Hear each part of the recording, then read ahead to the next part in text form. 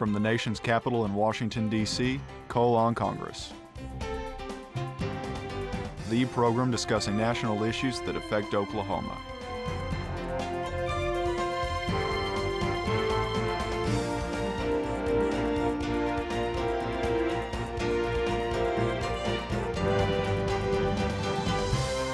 Your host, U.S. Representative Tom Cole. Thank you for joining me today for another episode of Cole on Congress.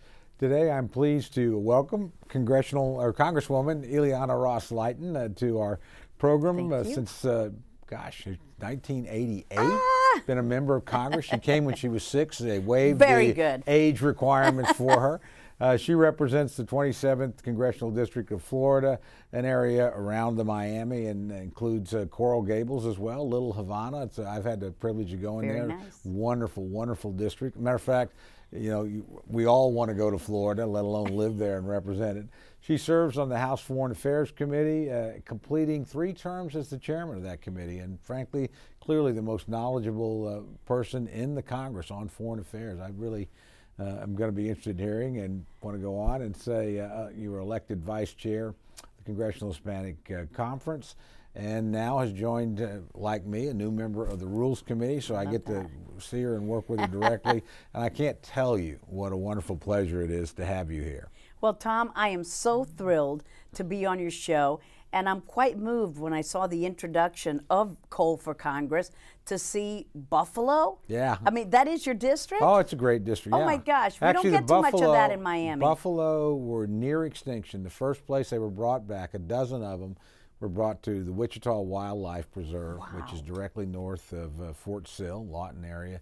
And that's actually the first herd that was reestablished in the United States, was reestablished in that district by Theodore Roosevelt. No, it's a great district. And they've really come back now. Oh, yeah. They were on the point of extinction. And now they call the herd. So it's, well, we would love to see them marching down Calle Ocho in Little Havana. So we could have a cultural exchange program. We'd love to do it. We'd love to do it. And then go eat at Joe Stone Crabs in South Beach. Now, our viewers and listeners can see why I like you so much. Also, just frankly, the most upbeat, optimistic, and the nicest person in Congress. You choose to be happy. There are 24 hours in a day. You can live them gloomy, and there are some gloomy colleagues of ours here, aren't there? There are, indeed. Or you can choose to be happy and be positive, and that's what I choose. I want to touch a little bit on your personal story because I think it's very, very compelling. It's a quintessential American story. Well, I came here when I was 8 years old, and I didn't know a lick of English. My opponents still say I haven't mastered the language, but is this an amazing country, Tom, where a Cuban refugee child can come here and end up not just being a citizen, being a member of Congress and chairing the Foreign Affairs Committee, setting the policy of this great country? And it says a lot not about Ileana Ros-Lehtinen. It says a lot about the United States of America. And it's like a story like Marco Rubio tells. And this is an amazing country that has given us a fresh start, because only people like Tom Cole, whose family has been here from the beginning, can really say, you know, Native Americans. Everybody else has come from somewhere else and become a success of whatever you want your dream to be. Little off the topic, what got you interested in politics and to pursue this particular career? I never would have thought it in a million years. You know, when I talk to young people, I'm sure you do too, who come here, especially high school students, and they tell me what they want to be. And I said, you know, if you had asked me when I was your age, I would have never thought a member of Congress, because I realized my dream. I wanted to be a teacher.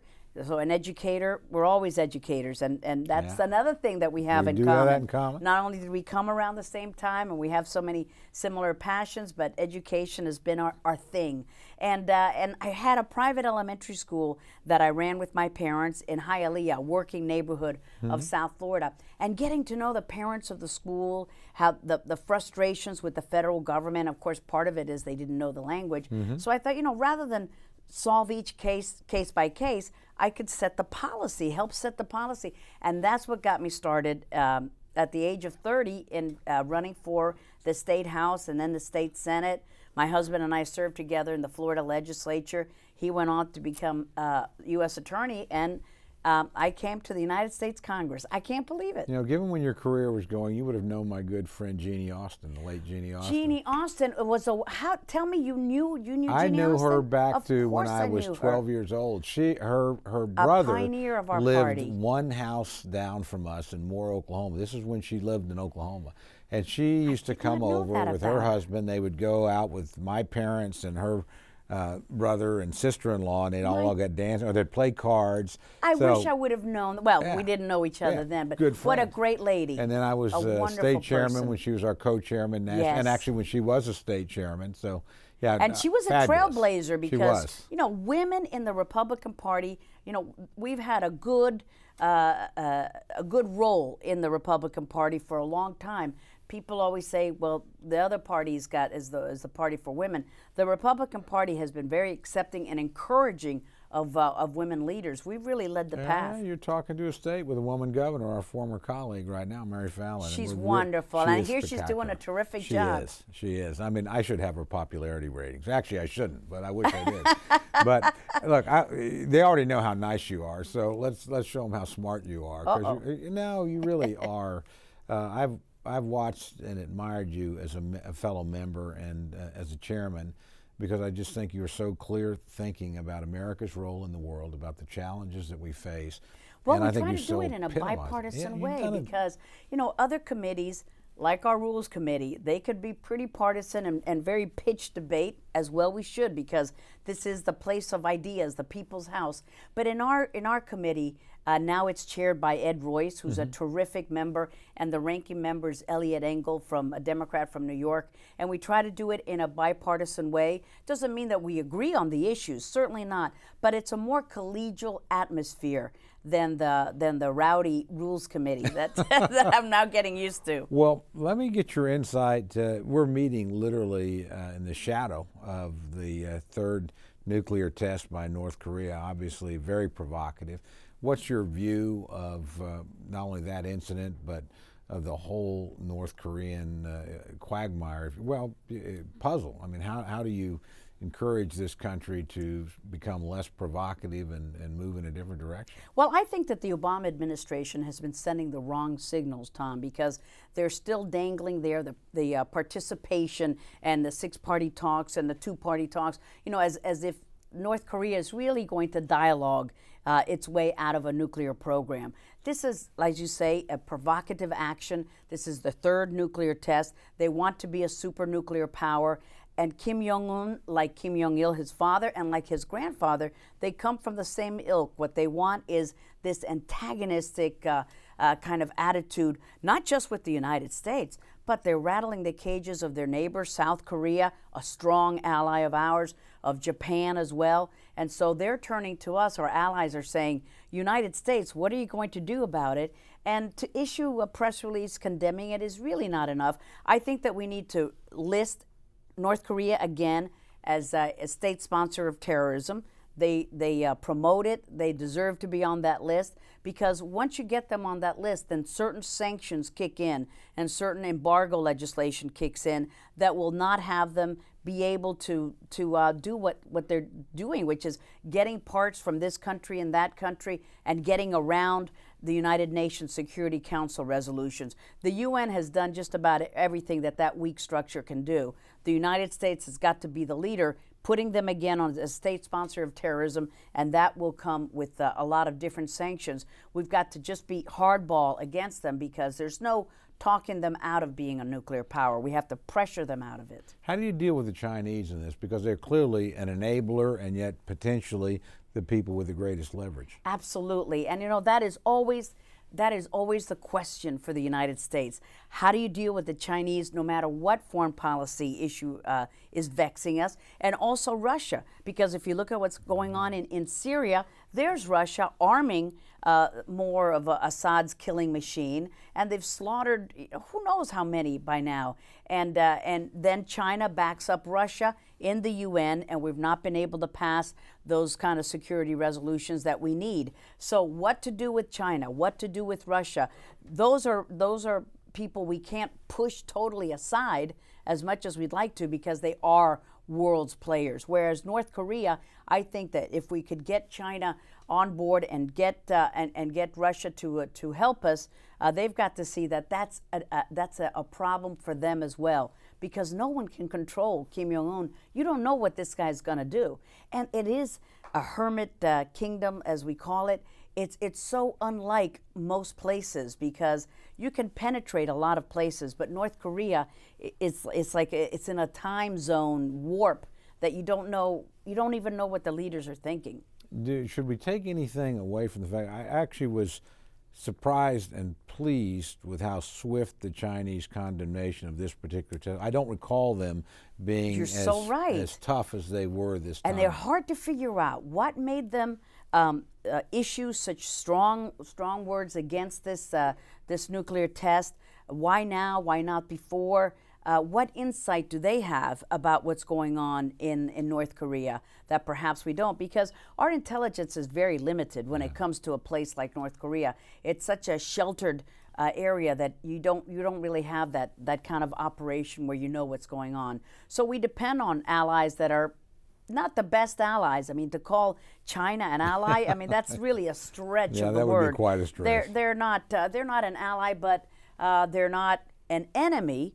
But they're just the big bully you have to contend with, and you can't ignore him because that bully's not going to go away. And Russia is swiftly sliding into one of the worst human rights abuser countries in these last couple of years under Putin. So human rights has sort of taken a back seat now to all these autocratic regimes. Let me stay on the nuclear thread and take you to our one of our other obviously nuclear problems in the world, the Iranians. And where you've been a real leader in pushing for sanctions and being very aggressive and I think sounding the alarm, what do you think the state of play is now, both in terms of their nuclear program and our efforts to try and dissuade them from ever gaining nuclear capability? Well, I think there as well, the Obama administration has been going about it in the wrong way because, yes, the president says all options are on the table, but no one believes that, least of all the Iranians. Why? Because we're still trying to cajole them into all of these talks and conversations. And meanwhile, the centrifuges are spinning, and we passed the toughest legislation we could pass with a reluctant White House, and along with Howard Berman and so many good leaders in the Senate as well. And there are really far-reaching, crippling sanctions. But here's the rub, Tom. They've got to be implemented by the executive branch. We legislate, and they are the ones who execute. And if we don't have an executive branch that's willing to really put these crippling sanctions to work, then we're back at where we started. And so not only do we not have the power to say, oh, an incredible threat, all options are on the table, they're seeing that we're not even implementing sanctions the way that we wanted them to be. Because the bill, every bill that we pass here always has to have all of these waivers. And that doesn't mean it's just Obama. That was with President Bush.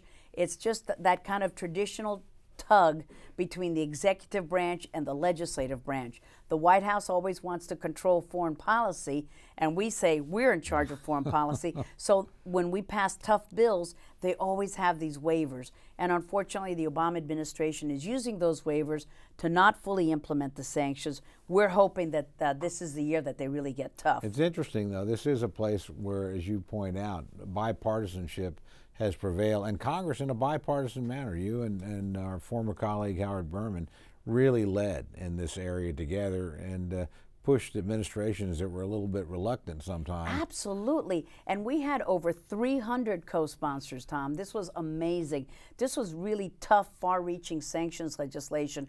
We worked on it for years. We finally were able to pass it. Howard, as you pointed out, was a great leader.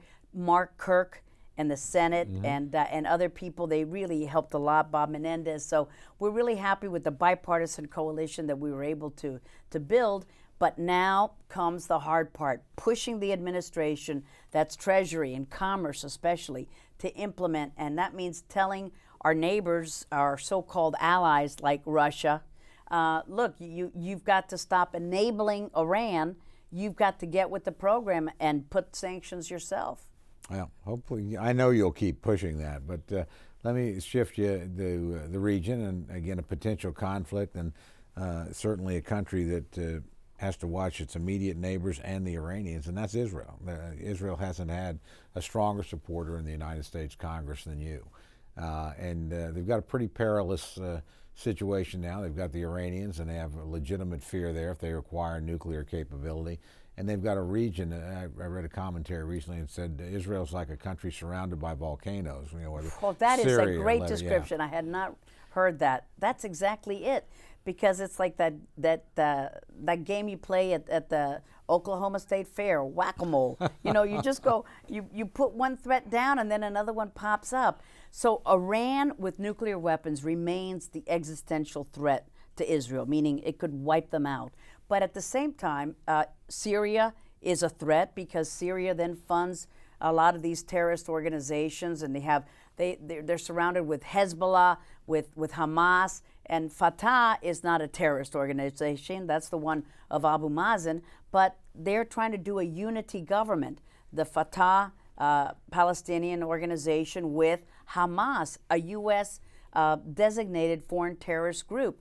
Now, our U.S. law already says that if Hamas and Fatah have a unity government, then we cannot be giving money to that government if they have if they go in cahoots with a terrorist organization. It's going to be interesting to see, Tom, whether that unity government gets placed, because that will be a problem for Israel right there. It's not her neighbors there. I mean, that's right there where she is. And whether the Obama administration is going to really withhold the money. And also Palestine, that's going to the United Nations and wants to be declared as an independent state without first having peace with Israel, which is what we should always say. We want a two-state solution. We want Israel's right to exist as a democratic Jewish state, and we can have a Palestinian state, but they must have peace. And our U.S. law says that if any member organization of the UN, like UNESCO, recognizes an independent Palestinian state without it being recognized and having peace with Israel, then they cannot receive U.S. funds. And it'll be interesting also to see what the Obama administration does about other UN entities that want to recognize Palestine as an independent state, because it is not. Well, let me keep you in the region, because I'm very interested in your opinion, in the Arab Spring, and particularly focus, if you will, on Egypt. Historically, or since 73, 74, an ally of the United States, somebody that's been a recipient of a great deal of aid, and country that's done a lot of good in terms of stability, still grants us overflight rights to supply our troops, lets American warships go to the front of the line, going through the Suez Canal. We had intelligence cooperation, yet we also now have Muslim Brotherhood government that is problematical and certainly less than friendly to Israel. So how do you see that situation developing, and what would your recommendations be as to how the United States deal with Egypt going forward? I think that you really laid out the scenario exactly how it is. Mubarak really had been an ally of the United States. Was he a perfect Jeffersonian Democrat? Of course not. He was horrid to his own people, good to the United States, but terrible to his own people. And you knew that it was coming. His days were going to be numbered. I'm amazed he lasted that long, because he was a dictator.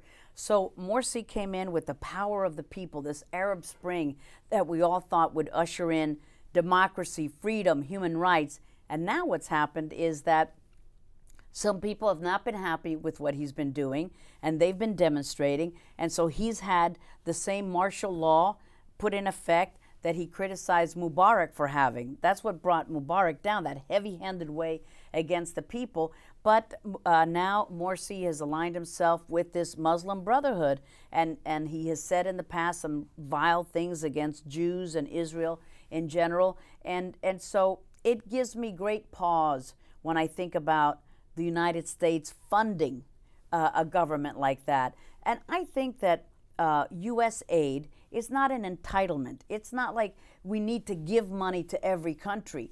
If Egypt wants to have a leader like Morsi, who is stifling free speech and is using martial law and is part of the Muslim Brotherhood-led government, then they can do what they want. But surely we don't have to give them money. I mean, it's like we have this need to fund every country because we think that you can buy love. Well, buying love gets you in a lot of trouble. So I think that we've got to be very judicious with we've got a debt that's unbelievable, 16.5 trillion almost.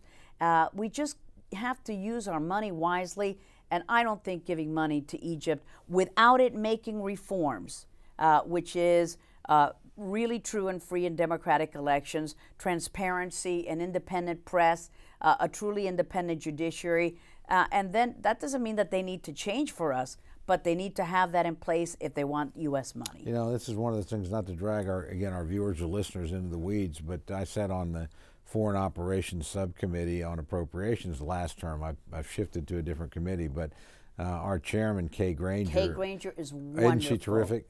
And she's put the hold on that. Oh, she has. But, you know, now that we operate under a continuing resolution, we lose that ability to micromanage the executive branch. And so, you know, sometimes who would have thought that something like a CR would dramatically impact how we implement our own foreign policy? And that's the same also with the holds that we placed and with Kay, because Kay is a wonderful colleague, Congresswoman from Dallas.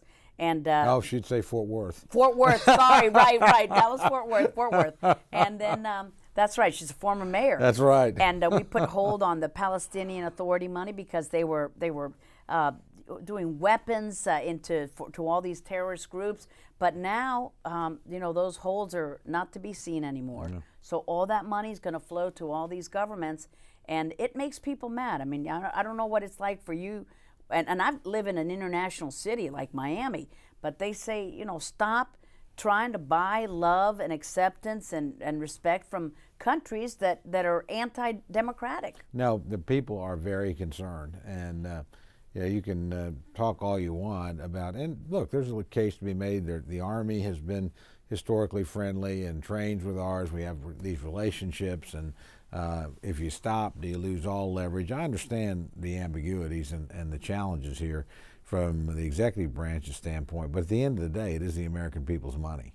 And you can't indefinitely be giving it someplace and having your embassy violated, having, as we did have some of our own nationals that were over there with non-government organizations, NGOs. Oh, I mean, they jailed the son of Ray LaHood, yeah. our colleague, transportation secretary, and he was, you know, I mean, I don't know what phrase, they never said he was jailed, but if you cannot leave, you're jailed. Yeah. And they had to post a bond of millions of dollars. It's outrageous. And this is our ally. Oh my gosh. Yeah, well, see, let me, we didn't probably give you heads up on this, but you could do this in your sleep. You obviously, Hispanic American, lived in Cuba, and sometimes we look east and west a lot. We don't look south nearly enough. I mean, these are some of our closest allies, historic neighbors, multiple ties. One of the great markets for the United States. Obviously, lots of our citizens have heritage from that region of the world. So tell me how you see our relationships with Central and South America developing as we go forward. And, Tom, they love us. You know, in Latin America, well, they might say, you know, they don't like Yankees, but boy, they come here. here. I'm from Oklahoma. We don't like Yankees either. Very good. Well, they just come in droves to the United States. They love to come here. They love to shop here. They love to spend money here, even if they talk bad about us. And what they want is for us to pay attention to the region. But our country, we're so crisis-driven. We can only be so many places at one time. And, you know, we're fighting wars and we're trying to get rid of the terrorist element. And because we've ignored Latin America, you know what has happened, and I'm sure that some of your viewers will be surprised to hear this. Iran has penetrated just about every country in South America, in Latin America. They might have either an embassy or a consulate. Think of how odd that is for Iran to have any kind of presence in Latin America. Right. And they have, in fact, done terrorism acts. They blew up the AMIA Community Center. It's a Jewish community center in Buenos Aires, Argentina, that killed dozens of people. And that was a Hezbollah-sponsored by Iran operation. So Iran is getting a presence, getting a foothold in Latin America, and we are ignoring that area. So we need to keep an open really our eyes open on that threat. Well, I agree very much what you said about us not realizing how many friends we have in the region. A couple years ago, again, as part of Chairman Granger's committee, we took a tour to Colombia, Panama, where actually I spent 3 years as a kid growing up because my dad was stationed in the canal What? zone. In Panama? Yeah. Wow, that's a pro-U.S. country. It's a very oh pro-U.S. my gosh, country. they love I couldn't America. believe how much it had changed either. It's just I dramatic. didn't use Yankees. It's okay. And Guatemala, and it was Yes. an interesting. I mean, number one, obviously they're very have multiple ties to us in many ways. And every country we went to, look, we are very pro-American. You're popular here. You know, we're a good export market for you. This was back before we'd finally gotten Colombia Free Trade Agreement done, and we they were need very to show anxious. effort. We need to show them, and they are pro-America. They love democracy. They love everything about this country. It's actually been one of the great success stories in American, diplomacy. I grew up in another era in the 50s and 60s, and the democratization through the region is dramatic. You know, you go meet a guy like President Santos in Colombia. What a great guy! What an impressive leader. And his predecessor, Alvaro Uribe, who really took on the FARC, those terrorist groups, and he said, "No, you're not going to destroy my country." And he met him at the battlefield. As it a was matter amazing. of fact, it sparks a memory. When we sat down with him, we had a bipartisan delegation, and he said, "Before we go start our discussion, I want you, when you go back, I hope you'll call President Bush, at that time former President Bush. I hope you'll call former Speaker Denny Hastert and tell them how much we appreciate what they did I'm so glad to help Denny us." really worked hard. Yes, and President Bush, boy, we have a lot of Colombia-type areas throughout Latin America. They want to be a partner. They want to ally with us. They don't want to ally with Hugo Chavez and the Castro brothers, but unless we bring them in, we're going to lose them. That's absolutely true. We got a couple minutes here left, minute and a half. I want you to pick whatever, if you were picking the 2 or 3 great foreign policy challenges in front of the United States, because I know how much you think about this, what would they be? What would you want Americans to be most focused on? Well, first, the proliferation of nuclear arms. If Iran gets nuclear weapons, Tom, that's going to speed up an arms race throughout that region. Saudi Arabia is going to have them. I mean, all these countries have the money, and they could buy all the hardware they need. So the proliferation of nuclear arms should be a worry to everyone.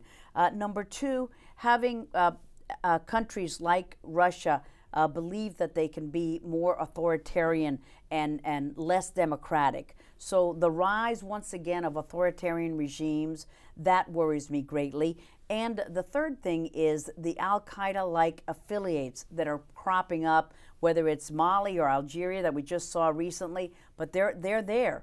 And for us to think that those threats are gone, it's dangerously foolish of us. Well, we've got a few seconds left, so let me just again thank you very much for taking the time. I admire you so much as a colleague and a friend, and but I'm just in awe of your range of knowledge about global affairs and what our country should be doing, and what an inspiring role model you must be, not just for your community, but for young women everywhere. Well, I love what I do, and I get up every day and I think, boy, I am blessed by God to have this opportunity. See, I just get up and think, I'm blessed to work in a place with Ileana Ros-Lehtinen because she's so upbeat. I can see That's why absolutely Dr. Cole true. gets arrested.